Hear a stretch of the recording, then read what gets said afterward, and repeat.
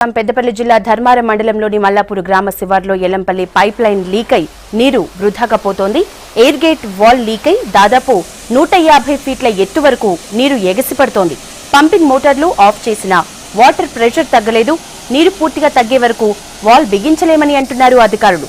అయితే గ్రామస్తులు కావాలని వాల్ లీక్ చేశారని అధికారులు అంటున్నారు.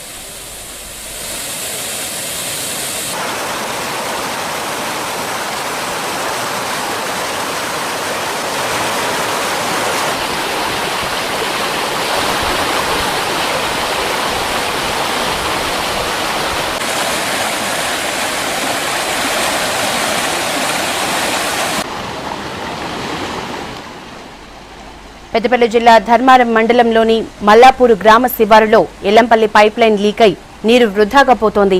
ఎయిర్ గేట్ వాల్ లీక్ అయి దాదాపు 150 ఫీట్ల ఎత్తు వరకు నీరు ఎగసిపడుతోంది.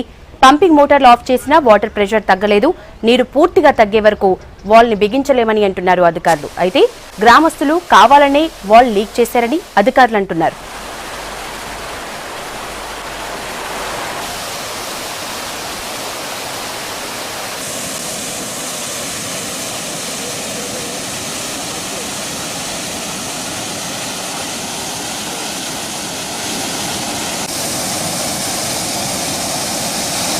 जरूरत है